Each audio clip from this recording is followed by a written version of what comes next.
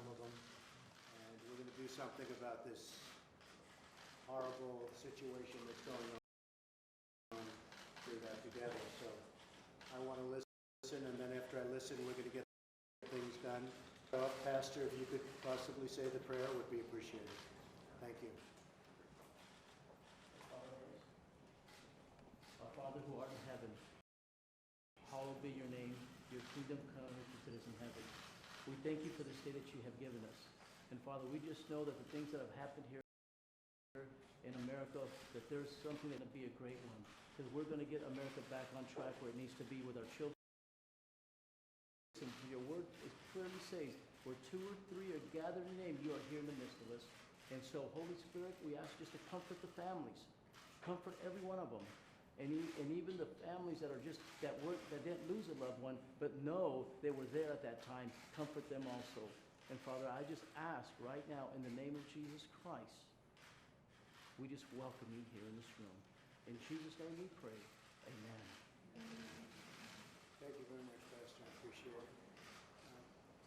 Vice President, you wanted to say, and I'd like you to say a few words, and I'd like to then introduce you to Betsy DeVos, who most of you know, and some of you have met a little while ago. Mike, what do you have to say? First off, thank you, Mr. President. I want to thank the families from Parkland, Florida, who are here, and assure you of the deepest condolences and sympathies of the first family and our family, and of the American people. As the President said last week, the American people are united with one heart, broken for what took place. But the President called this meeting for us as much to talk about what's happened in our country over the last 20 years, and to find out from all of you gathered here, by listening, by learning, how we might ensure that this is the last time this ever happens. I along with the President, am deeply moved by the stories of heroism and courage. And I'm candidly moved by the courage that it takes for many of you to be here today. And what I just want to encourage you to do is tell us your stories. America is looking on. Your President, our entire administration, leaders around the country at every level are looking on. And we want to hear your hearts today. I encourage you to be candid and be vulnerable. Share with us not only your personal experience, but what it is that you would have us to do. And just know that as the President has already taken action, he'll be meeting in this very room in the coming days with governors from all 50 states to make school safety the top priority of this administration across this country. The President and I wanted to hear from you all first. And so I want to say thank you for coming. Thank you for the courage of being willing to be here and share your hearts. And just the Vice President and the world. No student, no parent, no teacher should ever have to endure what you all have. And too many others before it happened, and how we can work to find solutions. We're here to listen, to gain your important perspective on ways was unthinkably bad, something good. And your loss and your trauma must never be in vain. So thank you again for being here, and let's get started. Thank you very much, Betsy. And I just want to say before we really begin, because I want to hear you, but we're going to be very strong on background checks. We're going to be doing very strong background checks, very strong emphasis on the mental health of somebody, and we are going to do plenty of other things. Again, next week the governors are coming in from most of the states, and we're going to have a very serious talk about what's going on with school safety. Very important. And we're going to cover every aspect of it. There are many ideas that I have. There are many ideas that other people have. And we're going to pick out the strongest ideas, the most important ideas, the ideas that are going to work, and we're going to get them done. It's not going to be talk like it has been in the past. It's been going on too long, too many instances, and we're gonna get it done. So, again, I want to thank you all for being here, and I'd like to hear your story, and I'd also like to, if you have any suggestions for the future, based on this horrible experience that you've gone through, I'd love to have those ideas. All right? How about this guy right now? All right. Well, thank you, Mr. President, for having me here. My name is Julia Cordover, and I'm from Stoneman Douglas High School, and I was there during the shooting, and I'm a survivor. And I want you guys all to emphasize the point that I survived. I was lucky enough to come home from school, unlike some of my other classmates and teachers.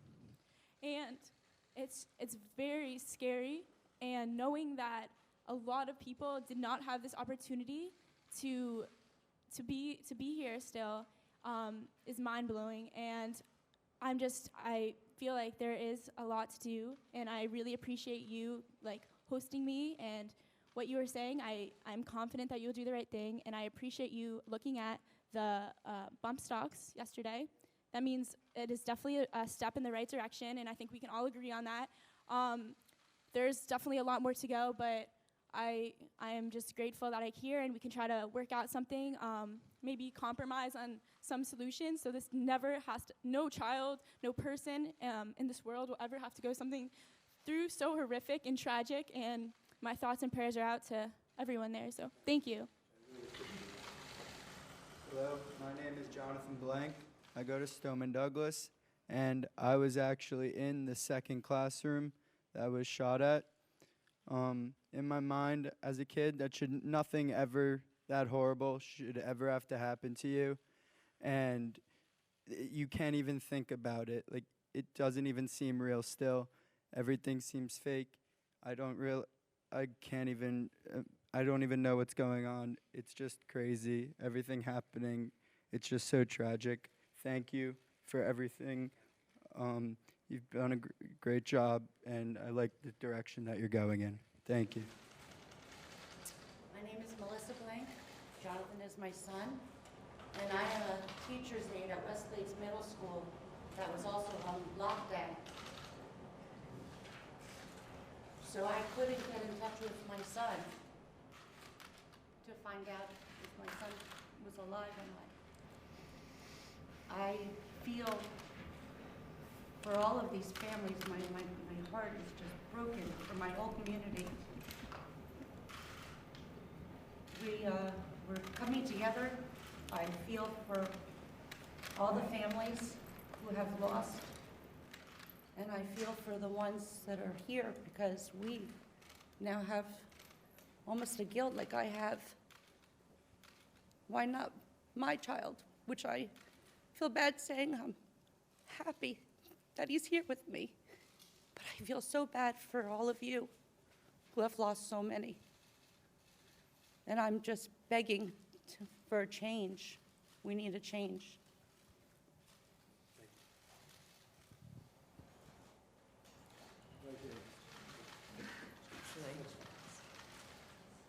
Do you mind, may I pass the microphone back to my daughter? Because I think she has some nice solutions, and if that's okay with you? Thank you. Hi, my name is Carson Abt. I'm a junior, and I was at Marjorie Stoneman Douglas at the time of the shooting. And I know that there are a lot of different solutions that we can go through to help eradicate this issue, but one that stuck out to me was about all the drills and protocols that my teachers had to go through. They knew what to do once the code red for an active shooter was announced, but through research I found that only 32 states require drills. But of those 32 states, more than half of the counties do not go through the drills because they want to spend their resources towards something else. And I know that a bill was also passed that declared that each school has to go through one drill each month. But I know that my school, we go through fire drills every month, and we have not had our lockdown drill yet this year. And I think a change that will increase all the trainings and protocols. So if, God forbid, another shooting does happen, at least all the teachers will be prepared and can hopefully keep their students calm. That's great. Thank you very much. Thank you. Please.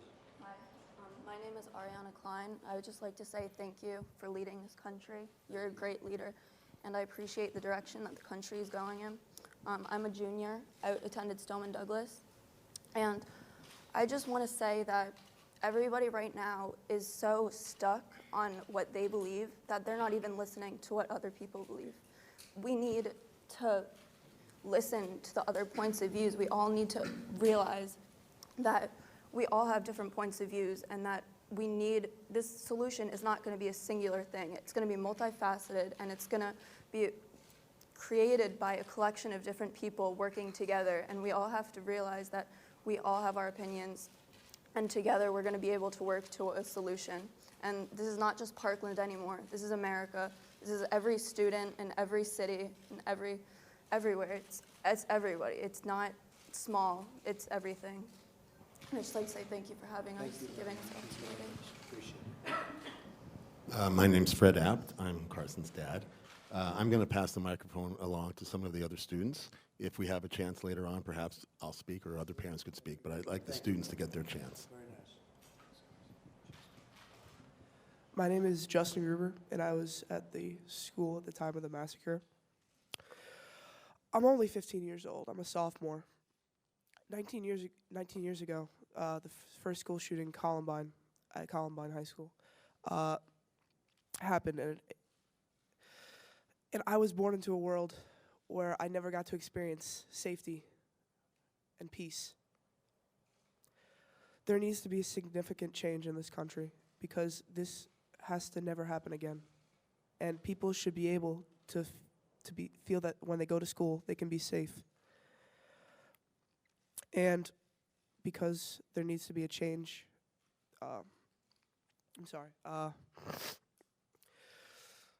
people need to feel safe, and parents shouldn't have to go through the idea of losing their child. As I know, for my dad, he was panicking, and he couldn't imagine it. So that shouldn't even be a possibility. That should go through a parent's mind, and there needs to be some change. Thank you. Carrie Gruber, Justin's dad. And I'll be brief. You know, Justin was texting me, hiding in a closet, saying, if something happens, I love you. Something happens, I love you. And you can't imagine what that's like as a parent. And then his phone died, and I didn't know what happened for another hour or so. So 17 lives were gone. I was lucky enough to get my son home, but 17 families. It's not left and right. It's not political. It's a human issue. People are dying, and we have to stop this. We have to stop. If he's not old enough to buy a drink, to go and buy a beer, he should not be able to buy a gun at 18 years old. I mean, that's just common sense. We have to do common sense. Please, Mr. Trump, these are things we have to do. In Israel, you have to be 27 years old to have a gun. You're only allowed one. They tax the guns. You have to go through significant training. We got to do something about this. We cannot have our children die. This is just heartbreaking. Please. Thank you. Hi, my name is Shannon Morris. I'm a local administrator for a school in DC, and I really want to continue the conversation for our students. Hi, my name is Vielka Marcus, and I'm also a local educator here in Washington, D.C. For Friendship Public Charter Schools. So I will allow our students that are here to voice their opinions, as well as give some of their ideas, to do that at this time.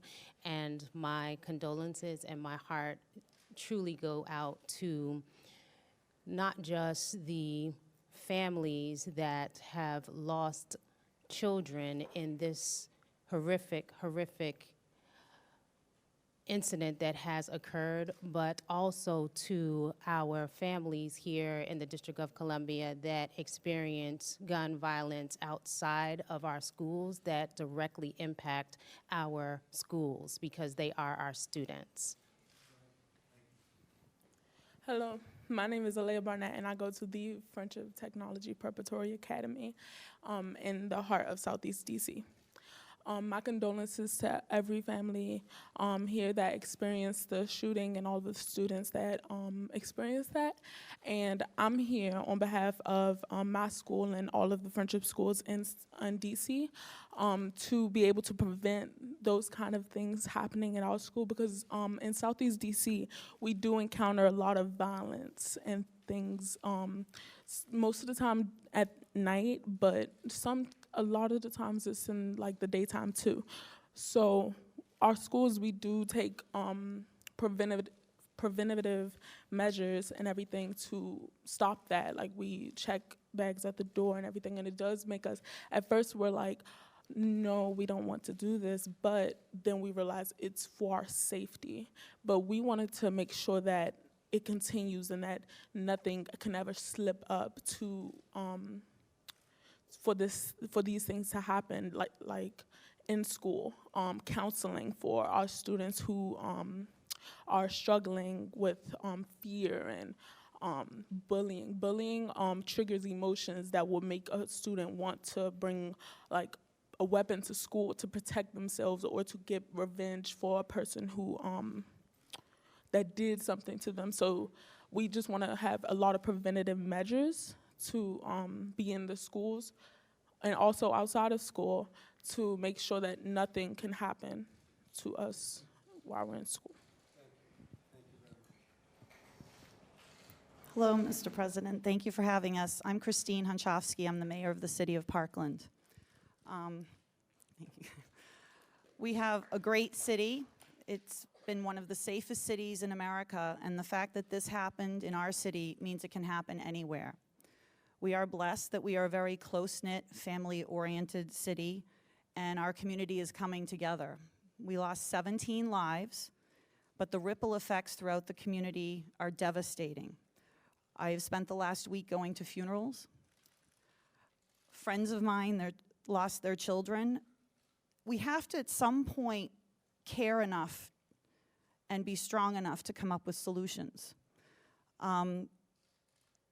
And I hope we will. And if I might, I had 2 parents who lost children this past week text me some of their thoughts, if I might share them with you. Thank you. I spoke to Jennifer and Tony Montalto. They just had buried their daughter, Gina, yesterday.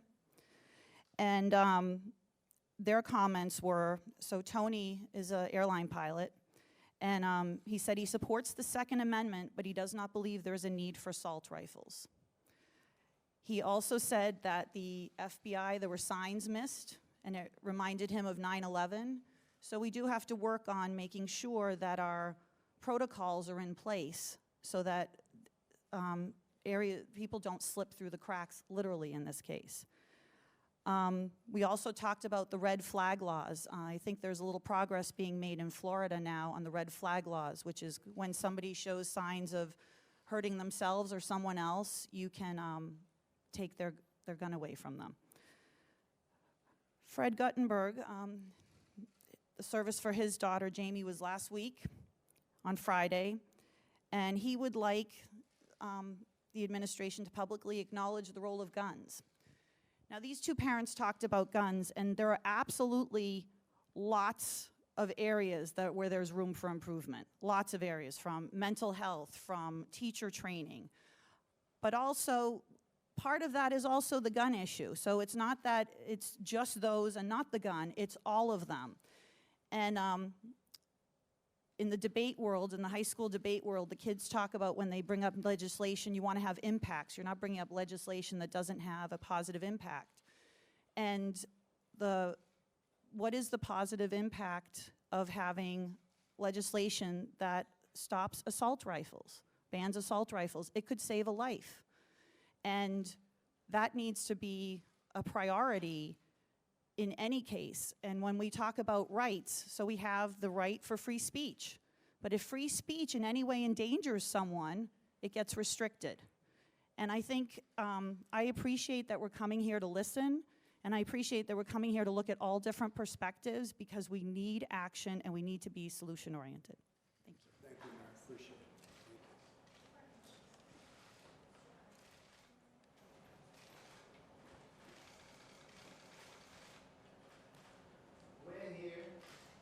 because my daughter has no voice. She was murdered last week, and she was taken from us. Shot 9 times on the 3rd floor. We, as a country, failed our children. This shouldn't happen. We go to the airport. I can't get on a plane with a bottled water, but we leave it. Some animal could walk into a school and shoot our children. It's just not right, and we need to come together as a country and work on what's important, and that's protecting our children in the schools. That's the only thing that matters right now. Everyone has to come together and not think about different laws. We need to come together as a country, not different parties, and figure out how we protect the schools. It's simple. It's not difficult. We protect airports, we protect concerts, stadiums, embassies, the Department of Education that I walked in today that has a security guard in the elevator. How do you think that makes me feel? In the elevator, they got a security guard. I'm very angry that this happened, because it keeps happening. 9/11 happened once, and they fixed everything. How many schools, how many children have to get shot? It stops here with this administration and me. I'm not gonna sleep until it's fixed. And Mr. President, we're gonna fix it. Because I'm gonna fix it. I'm not gonna rest. And look at, my boys need to live with this. I want to see everyone, you guys look at this. Me, I'm a man, but to see your children go through this, buried their sister. So that's what I keep saying this, because I want it to sink in, not forget about this. We can't forget about it. All these school shootings, it doesn't make sense. Fix it. Should have been one school shooting, and we should have fixed it. And I'm pissed, because my daughter I'm not going to see again. She's not here. She's not here. She's in North Lauderdale at whatever it is, King David Cemetery. That's where I go to see my kid now. And it stops. We all work together and come up with the right idea, and it's school safety. It's not about gun laws right now. That's another fight, another battle. Let's fix the schools, and then you guys can battle it out whatever you want. But we need our children safe. Monday, tomorrow, whatever day it is. Your kids are going to go to school. Do you think everyone's kids are safe? I didn't think it was going to happen to me. If I knew that, I would have been at the school every day if I knew it was that dangerous. It's enough. Let's get together, work with the president, and fix the schools. That's it. No other discussions. Security, whatever we have to do. Get the right people, the consultants. These are our commodities. I'm never going to see my kid again. I want you all to know that. Never, ever will I see my kid. That's how I want it to sink in. It's eternity. My beautiful daughter, I'm never going to see again. And it's simple. It's not, we could fix it. This is my son, Huck, who's have to deal with this too. You have something to say, son? I just want to add, it's imperative to the safety of everyone that to support the free market and free flow of ideas and listen to people listen to radical opinions on both sides, and that's how we'll find solutions. You let people battle it out in a free flow of ideas. Censorship has got to stop, and that's how we find the solutions, by listening to everyone, having an open mind.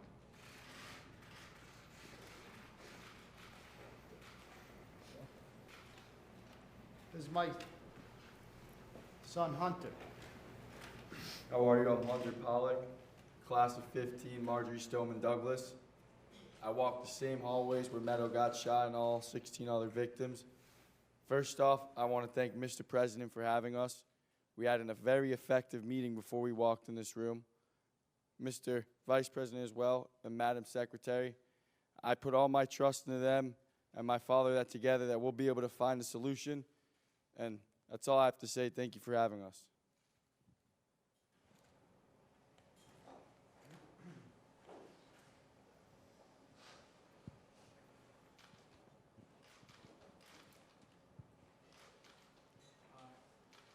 My name is Sam Zeif. I'm a student from Marjorie Stoneman Douglas in Parkland. And I just want to take a second first to thank you for having me, Mr. President, Mr. Vice President, Madam Secretary. I was on the second floor in that building,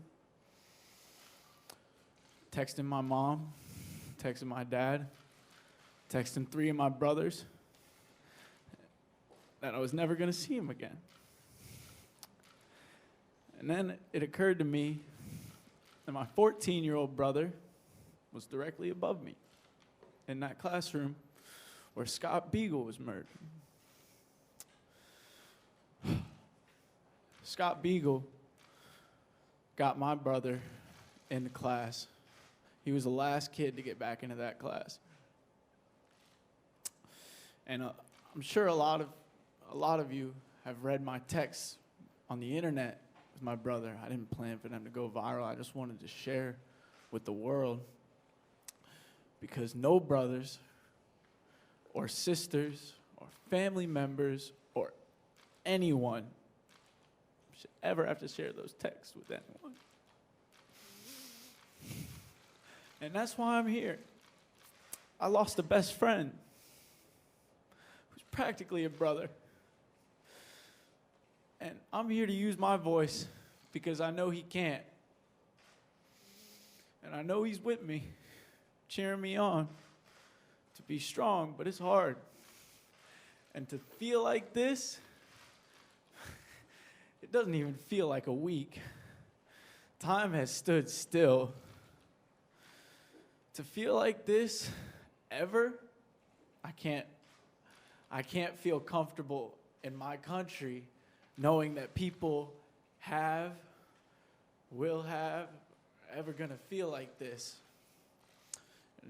I wanna feel safe at school. You know, senior year and junior year, they were big years for me when I turned my academics around, started connecting with teachers, and I started actually enjoying school. And now, I don't know how I'm ever gonna step foot on that place again, or go to a public park after school, or be walking anywhere. Me and my friends, we get scared when a car drives by.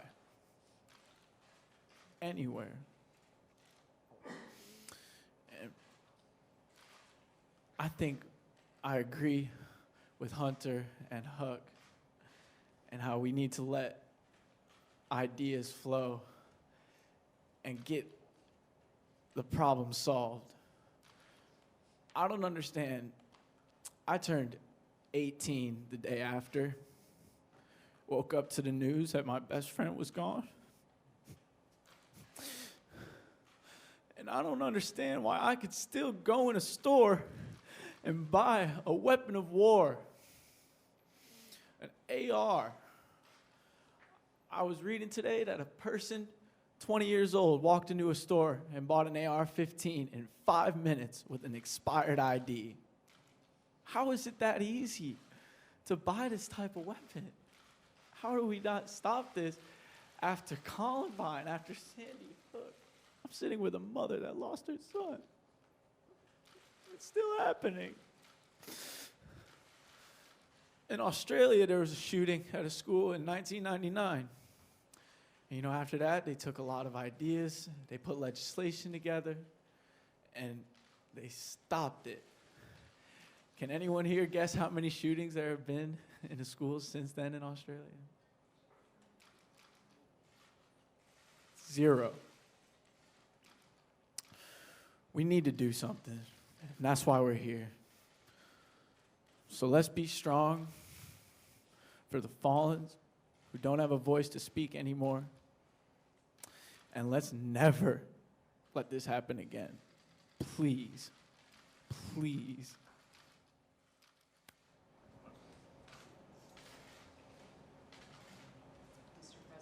Vice President, Madam Secretary. My story is far too well known. I had two sons who were at Sandy Hook School. My eldest, who was 8 at the time, survived, and my 6-year-old son, Dylan, did not. And I have been working tirelessly on this issue for over 5 years now. The organization that I help lead, Sandy Hook Promise, is very focused on keeping kids safe at school because no parent should go through this. Every parent who sends their kid to school should know without any question in their mind that they're going to be coming home that day. This is not a difficult issue. You're absolutely right. There are solutions, and this administration has the ability to put them in place. And after Sandy Hook, they said we wouldn't let this happen again, and yet it has continued to happen for 5 years. How many more deaths can we take as a country? How many more teenagers and 6- and 7-year-olds can we allow to die? Don't let that happen anymore on your watch. There are things that you can do right now. Mental health, you mentioned earlier. Funding for that would be very much appreciated. The Stop School Violence Act, enabling prevention programs and reporting systems in schools across America. It's already passed through the House. It's in the Senate right now. Urge swift passage of that. That can get a lot of help to schools. I absolutely agree. Since Sandy Hook, there has been an increase in school safety and security. We've invested a lot in the bricks and mortar of our schools. We've invested a lot in the security of our schools. I think we also need to focus on prevention. How do we prevent these acts from happening? How can we help identify and get help for people who are at risk of hurting themselves or others before they pick up any weapon? That's what we need to focus on by preventing these acts, and you have the ability to do that. There's legislation available to you right now. There are free training programs, such as our Know the Signs programs, available across the states. Right now, you could mandate these sorts of programs. You could ensure that schools, students, and educators are trained how to recognize these signs and to know what to do when they see them, and then to ensure that those tips are followed through. This is not difficult. These deaths are preventable. And I implore you, consider your own children. You don't want to be me. No parent does. And you have the ability to make a difference and save lives today. Please don't waste this. Thank you.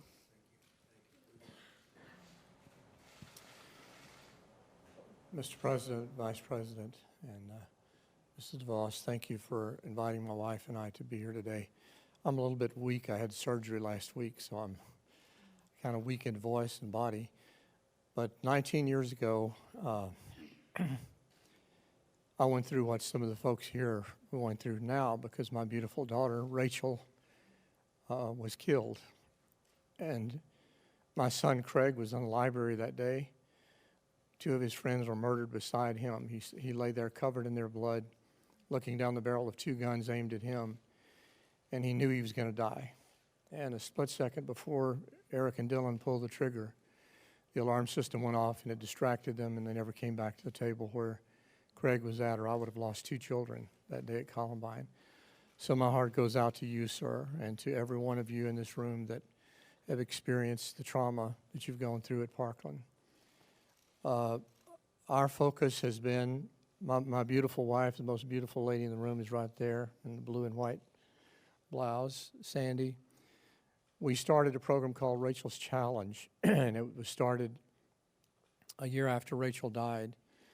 And we have worked with some wonderful partners over the last few years. We work closely with Chuck Norris and his wife Gina in a program they call Kickstart for Kids.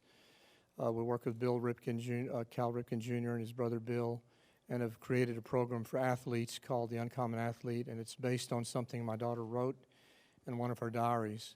We partner with Dr. Robert Marzano, who's one of the top K-12 researchers in the country, and a program called Why Try, all dear friends, and another program called Love and Logic, Dr. Jim Fay, one of the largest parenting programs. all of us combine our efforts together, our organization has reached over 28 million students in the last 19 years, and we have seen 7 school shootings prevented.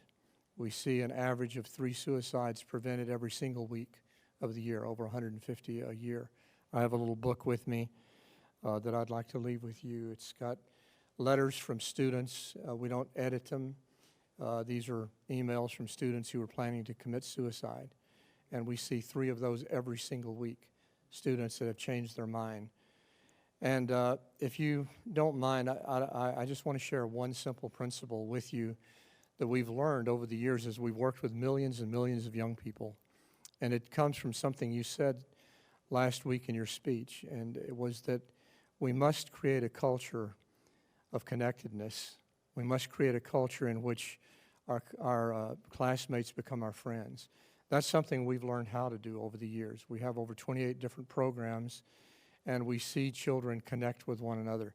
Every single one of these school shootings have been from young men who are disconnected, and we talk a lot about the mental health issues, but it actually goes deeper than that, because there's a lot of mentally ill children that are kind and compassionate. And so we work with those children every single day of the year, of the school year, but there's always the one with a propensity to violence. And so one of the things we have learned, and we train young people and we train teachers, that the focus must not be just on unity or diversity. Because if you focus too much on diversity, you create division. If you focus too much on unity, you'll create compromise. But if you focus on relatedness and how we can relate with one another, then you can celebrate the diversity and you can see the unity take place. I'm all for diversity, I'm all for unity, but the focus really needs to be on how can we connect. And that's something that we and our organizations have learned. One thing we have learned is how to connect students with each other, with themselves, with their teachers, and with their parents. And I would love to share more as we have a chance to do so. Thank you again for having us today.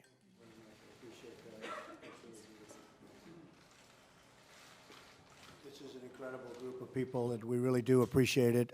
Some of the folks in the back and some of my friends sitting right back here, I'd like to have you say a few words. We can learn a lot from you. We want to learn everything we can learn, and we're going to go, starting about 2 minutes after this meeting, we're going to work. Because this is a long-term situation that we have to solve. We'll solve it together. And you've gone through extraordinary pain, and we don't want others to go through the kind of pain that you've gone through. Wouldn't be right. So would you like to say something, please?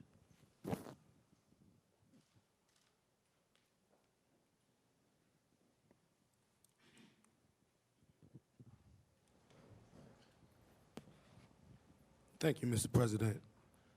My name is Curtis Kelly. I represent Thurgood Marshall Academy here in the District of Columbia. Thank you, Vice President, Madam Secretary, for having myself and Gregory Baldwin, who represent Thurgood Marshall.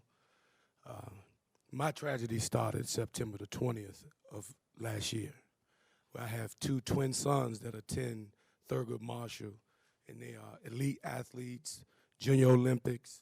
One of my sons was a youth council member for the District of Columbia in Ward 5, and one day this is after school. Now I agree we need to protect our kids in schools, but we need to protect them on their safe passageways home as well, and their extracurricular activities, and their parks and recreations and everything that they try to go for their peace in. So my son Zaire Kelly went to college bound right after school to announce that he was declaring for his college to run track and to further his education and become mayor of District of Columbia or something like that. On his route home, he got a text from my son Zion Kelly, who was going to make it, but when he found out there was press, he decided not to. Because locally we were burnt by the press. Zion is texting Zaire, watch out, there's someone in our passageway coming home. And in a split second, Zaire was just walking home maybe from this distance to where the curtains are, he was that close to home when a thug came out to try to rob Zion, and he tried to rob Zaire. He tried to rob Zion 20 minutes earlier. Came back because he was upset. He didn't get them students, those fast-track kids. I'm going to come back and get them. He went, caught my son, got in an altercation over a cell phone, shot my son in the head, and now he's not here with us. That day I could have lost 2 sons, but the tragedy that my family have to live with after losing Zaire is I have another son that attends Thurgood Marshall. We've been taking him to all types of family counseling and therapy, and the school has been affected, the community has been affected, and the local politicians said, so what we want to do is stand up for our students in the community. Give us some solutions as to what we can do. So myself, along with Helping Hands in D.C., came together and got with our attorneys and everyone else and said, okay, we're going to do some research and find out what legislation can be found that can better serve to protect our students in their safety zones, in their school zones. And it's been a fight because everybody show up for photo ops. All the politicians show up to say, we're going to get it done. We're going to protect our kids. But just a couple weeks later, school shooting, just like we all hearing about all these experiences at Ballou Senior High School, kid gets shot in school. Dunbar, kid gets shot in school. In our schools, on their safe passageway home, their parks and recreations, extracurricular, our students have to be protected. Our students have to be protected. One local legislator asked me, how do you define students? How would a criminal define students? You would define them after you commit a crime against them. The students are crying. They're calling for a national standout day, April the 20th, in celebration of Columbine, because the same incidences keep happening, not just in our schools, in our communities as well. To upstanding citizens, to those that's doing the right thing. And we as parents, yes, we're trying to fight to pass legislation just like you, locally. But nationally, this campaign has grown. And it's affecting all of us, all our kids. There's gun violence. Gun violence. So I thank you. That's my story. And we're going to keep fighting, and we're going to keep trying to pass legislation, and we're going to keep fighting for our students at Thurgood Marshall and here in the District of Columbia and across America as well. Thank you very much. It's incredible. Very sad. Thank you very much. Does anybody have an idea for a solution to the school shooting and the school shootings that we've gone through over the years, and we've seen too much of it, and we're going to stop it? And there are a lot of different ideas. I could name 10 of them right now. Does anybody have an idea as to how to stop it? What is your recommendation to stop it? Yes.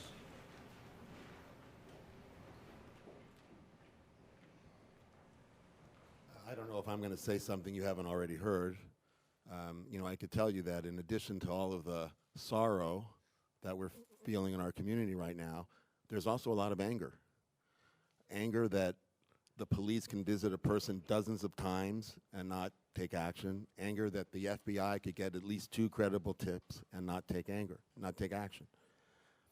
And one possible solution, which we discussed with Secretary DeVos over lunch, was if a tragedy strikes, can we wait for the first responders to get to the campus 4 or 5 or 6 or 7 minutes later? And one possible solution, which may not be very popular, would be to have people in the school, teachers, administrators, who have volunteered to have a firearm safely locked in the classroom, who are given training throughout the year. There are plenty of teachers that are already licensed to carry firearms. Have them raise their hands to volunteer for the training, and when something like this starts, the first responders are already on campus. And if it's not the teachers, you could have people that work on the campus. A custodian could be an undercover policeman. Someone who works in the library or the lunchroom could be an undercover policeman. He serves lunch every day, but he also has a firearm at the ready. A guidance counselor. If you can't stop it from happening, and with hundreds of millions of guns out there, I don't know if it'll ever be fully stopped, but the challenge becomes, once it starts, to end it as quickly as possible. And just, unfortunately, you can't wait 5 or 6 or 7 minutes. And what my daughter said earlier, that there are 32 states that have laws that require the schools to prepare for this. And yet more than half the county, and Broward County is one of them, and our school was prepared. And thank God, it was only 17 lives. But when more than half of the counties won't spend the money out of their budget for the training, even though the law says they should, it'll be that many more the next time. So between having the schools train for lockdowns and possibly having armed personnel, staff that are willing to do it, yeah, anonymously. I don't want the kids to know who have the firearms. I don't want the shooters to know who have the firearms. I don't want people walking around with firearms on their side. But when that alert goes off and they put the kids in the closets and they put the kids under the desks, then I want the teacher to open that safe, pull out that firearm, and be ready to do what needs to be done while you're waiting for the helicopters and the SWAT teams to come. I'll disagree with that, but I also think that you need more deputies. You have a campus at Stoneman Douglas with, I think, what, 3,200 with one deputy? One. And if that deputy leaves for a training, we need another deputy there. And the other thing is communication. Your schools have to communicate with the police has to communicate with child services. Child services, you know, maybe has to communicate with FBI prison. And for someone to buy a gun at 18, to do, I understand, like even a background in 15 minutes, you should be able to communicate with all of those other people that something is wrong and this child doesn't belong buying a gun like this. Or Mr. President. You're right about that. Yes, go ahead. Mr. Vice President, Madam Secretary, thank you for having us. I think what you're hearing today is there's no lack of solutions. I think what we've had to date is a lack of leadership. And I have confidence that you will bring out that leadership that we need to finally take the action that needs to be taken, because there's not one solution.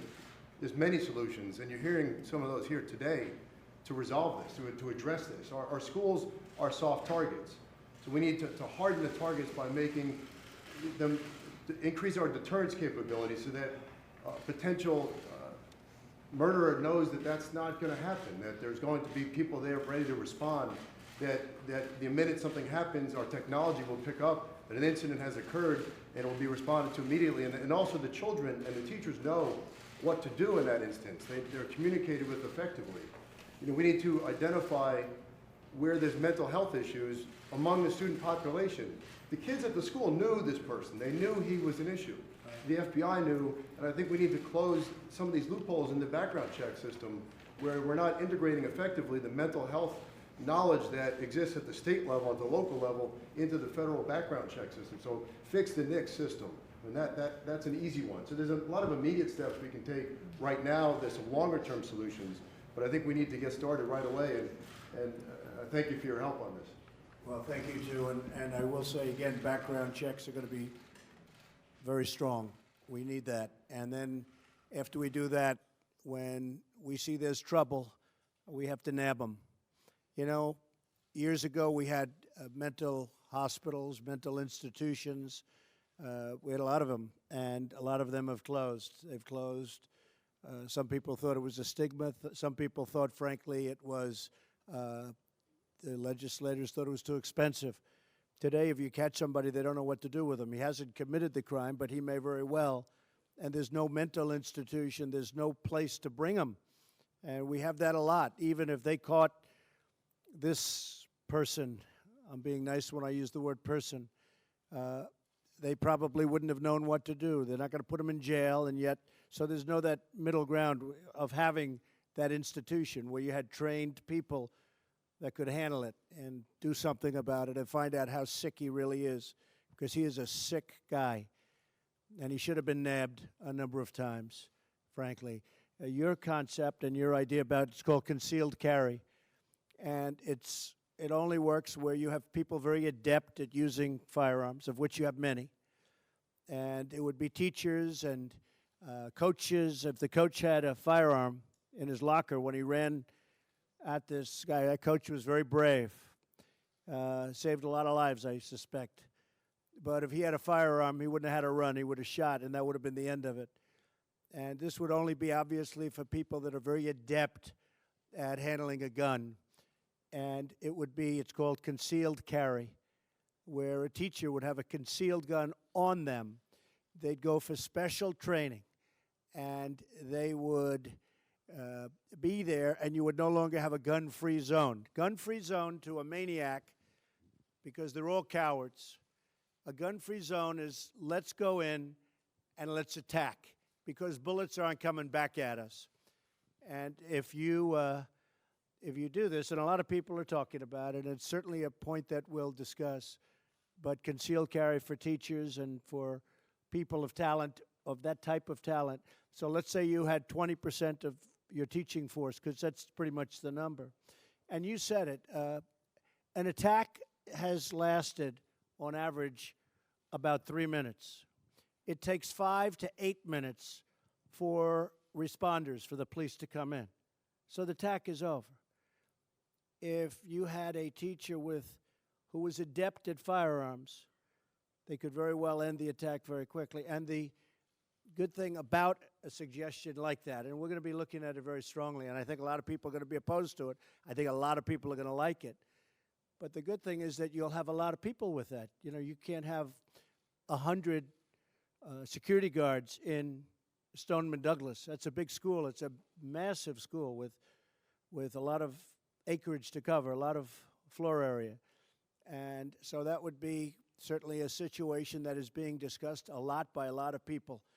You'd have a lot of people that'd be armed, that'd be ready. They're professionals. They may be Marines that left the Marines, left the Army, left the Air Force, and they're very adept at doing that. You'd have a lot of them, and they'd be spread evenly throughout the school. So the other thing, I really believe that if these cowards knew that the school was, well guarded from the standpoint of having pretty much professionals with great training, I think they wouldn't go into the school to start off with. I think it could very well solve your problem. So we'll be doing the background checks. We'll be doing a lot of different things, but we'll certainly be looking at ideas like that. A lot of people don't understand that airline pilots now, a lot of them carry guns. And I have to say that things have changed a lot. People aren't attacking the way they would routinely attack, and maybe you have the same situation in schools. So does anybody like that idea here? Does anybody like it? Right? Yes? For Meadow, your beautiful Meadow. We talked about that. And do people feel strongly against it? Anybody? Anybody? Strongly against it? All right. I mean, look, we can understand both sides of it. And certainly it's controversial, but we'll study that along with many other ideas. Anybody else something to say? Yes, go ahead. I've been in thousands of schools across America, and I've noticed in Israel they have one hard entry point, and it's very well guarded. I'm not asking for us to turn, not saying that we should turn our schools into prisons, but I've been in so many schools where I'm speaking in an auditorium, and I'll go outside to call my wife or to just get a breath of fresh air. And it is so easy for me to get back into that school. I'm an unknown adult to many of those students. I can tap on a window and they'll open the door for me. Or I can catch someone coming out the side door and easily get in. So one of the things that I have thought a lot about in seeing this around the country is we have really soft entry points. in Right, the that's schools. true. That's true. And we can do something about that. Yes, sir, go ahead. Good afternoon. I'm Brandon Thompson. First, my heart goes out to everyone who's experiencing this tragedy right now. I'm currently Dean of Students at Friendship Tech Prep, which is in the heart of Southeast DC, which is in Ward 8, which is one of the most impoverished wards in DC. However, at our school, just a solution, we actually have checkpoints. When a student walks in the door, we actually have metal detectors.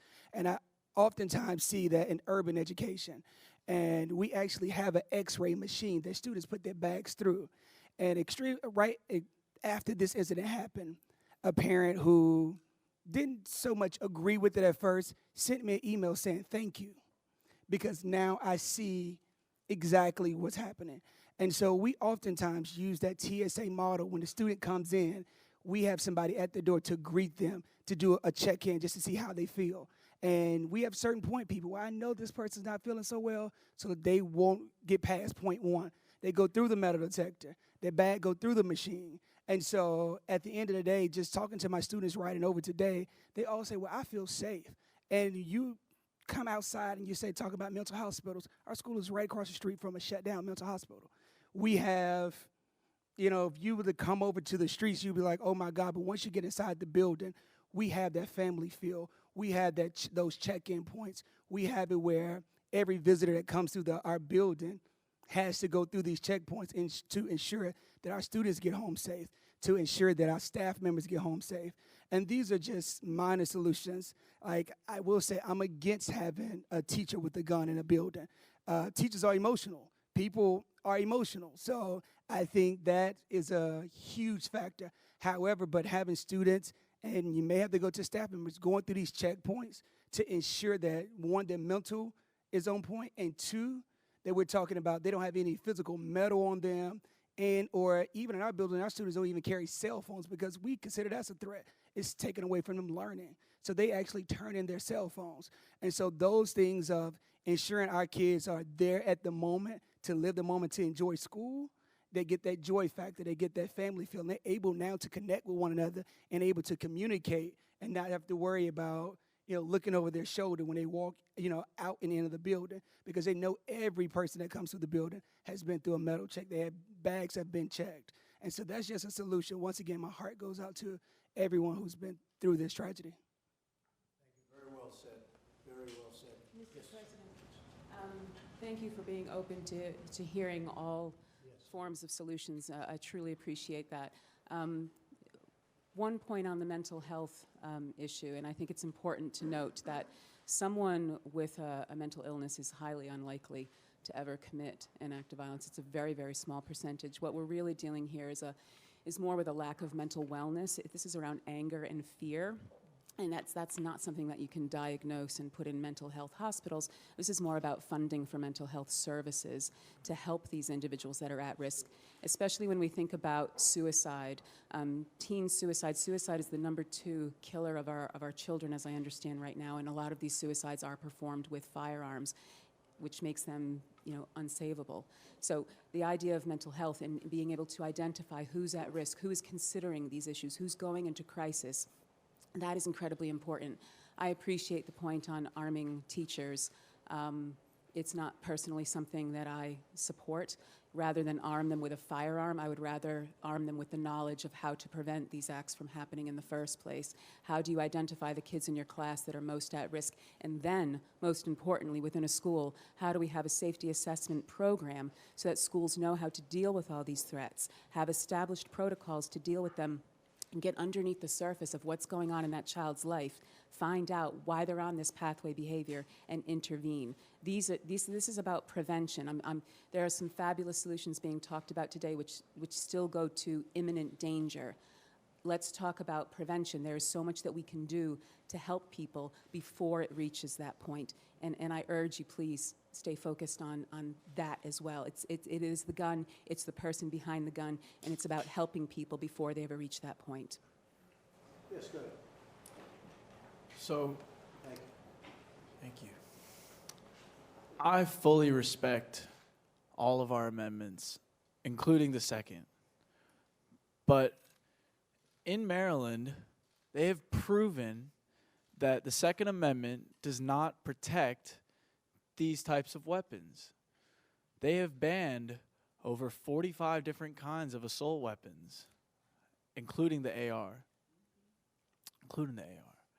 They have banned they have limited magazine sizes. They have proven that it's not like we have to lose our Second Amendment. You know, the Second Amendment, I believe, was for defense.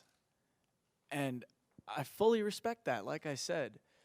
But these are not weapons of defense. These are weapons of war. And I still can't fathom that I myself am able to purchase one. Anyone? I would like to talk, Mr. President. I couldn't agree. I'm not here to debate, but I lost my sister.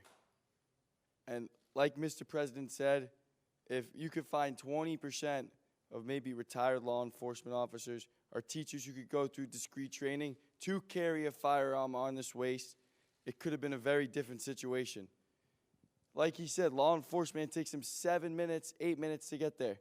If a teacher or a security guard has a concealed license and a firearm on their waist, they're able to easily stop the situation. Or the